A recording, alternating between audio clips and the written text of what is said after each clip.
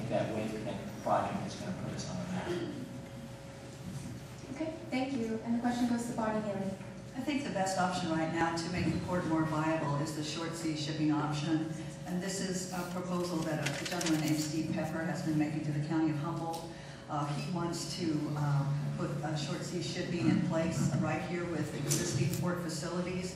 He's made a presentation to the Headwaters Fund Board, and they were very receptive to his proposal.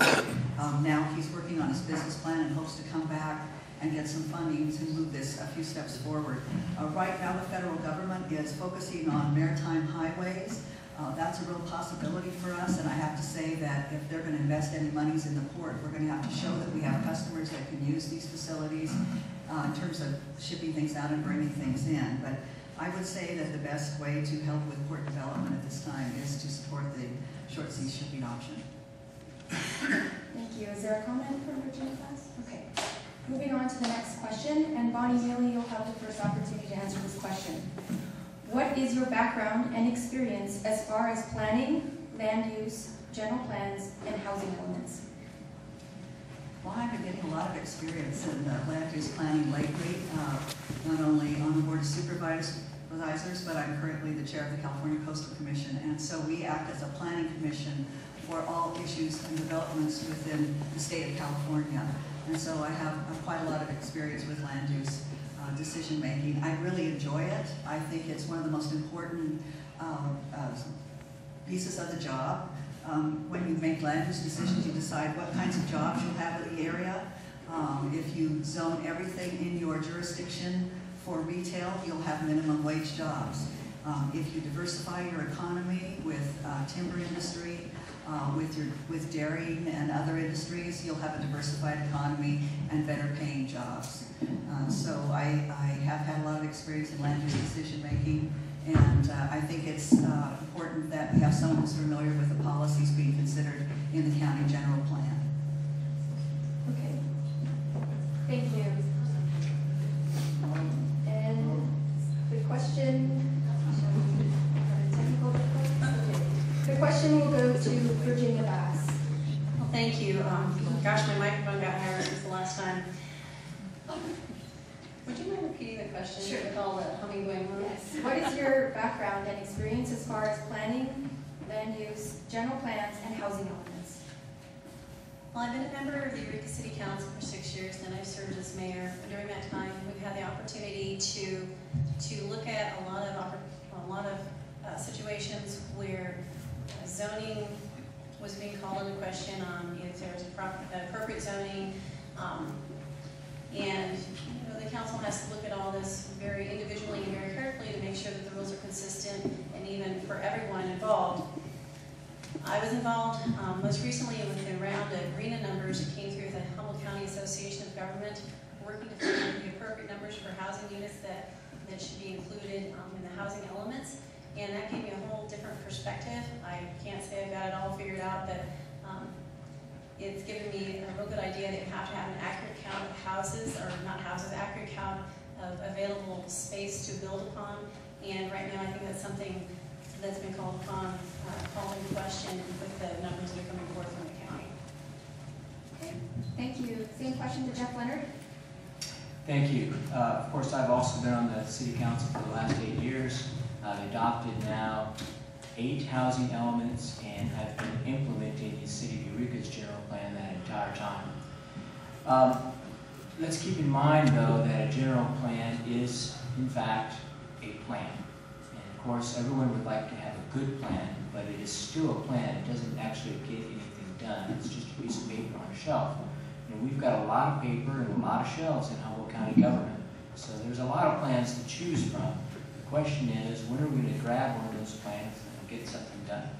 In particular, when you're talking about housing elements and general plans, those are covered by a state regulatory framework.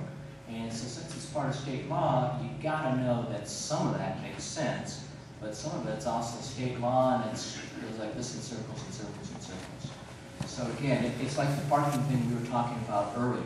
You can have that in your general plan and change that parking law.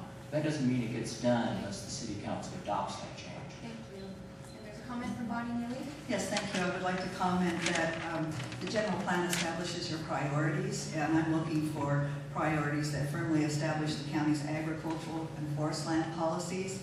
I'm looking for policies for revitalizing towns in the county area and plans to protect water resources and address climate change. And I introduced the water element into the county's general plan. I think it's important for us here in the community to be in control of our water source and to be in control of water quality. And that's an important element in the county's general plan. Okay, thank you. Jeff Leonard, you'll have the next opportunity to answer this question. And it's a two-part question. Is it your intention to assist the Samoa Pulp Mill venture to bring jobs both direct and indirectly? And do you favor resurgence of the timber industry? Well, yes, I do want to help the pulp mill get back and up and running. That mill's never gonna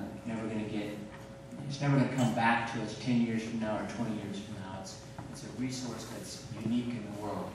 So I would like to see it keep running. Those jobs are very good jobs, they're valuable jobs in the county.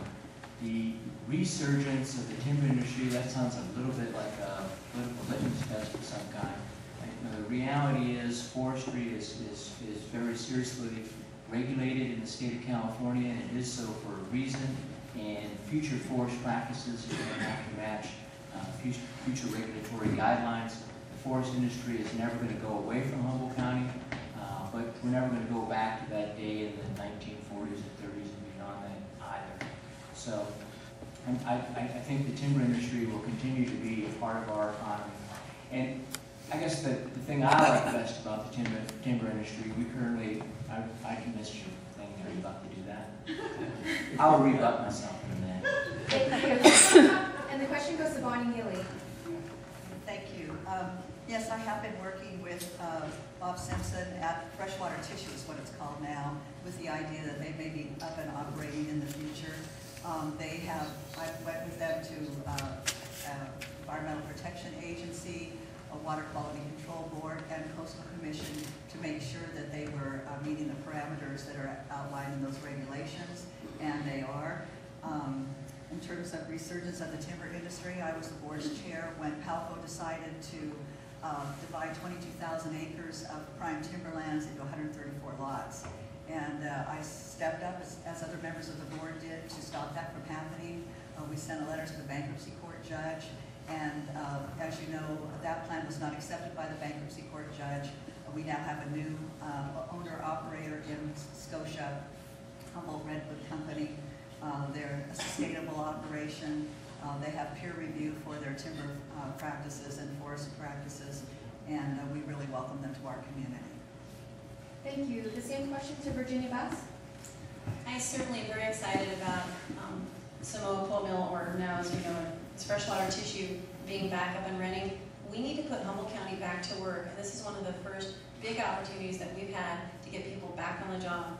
These folks have been out of work for 2 years waiting for this to happen. And I want you to remember also that this pulp that's created there is chlorine-free, which is a very unusual thing, and I think the only one in the Northern Hemisphere who produces that product. As for the resurgence of the timber industry, I think we're at a very good time. I know things have changed. They have to do things differently. There's been a lot of diversification, but I really believe it's on the upswing. I recently talked to some members from Green Diamond. It was Neil Humboldt, and I asked him, what do you really see is happening? What do you see as the future? And he says, I think the future looks good. I see positive things coming our way, and I think that's really exciting. Okay, thank you. And there's a comment? Of course. So it sounds like we all agree we'd like to see Freshwater Tissue get back up and running again. Just to add two things now that I've had a moment to reflect on it. Number one, of course, the pulp mill uses a lot of water. I think everyone, especially in the 4th District, has seen their water rates go up. That has to do with the total quantity of water being used. It'd be nice to get the mill back online. And number two, we get 15% of our renewable energy in Humboldt County from burning wood waste at local power plants. So that's a good thing to keep going as well. Thank you. Bonnie Neely, this question goes to you first. Do you think we need camping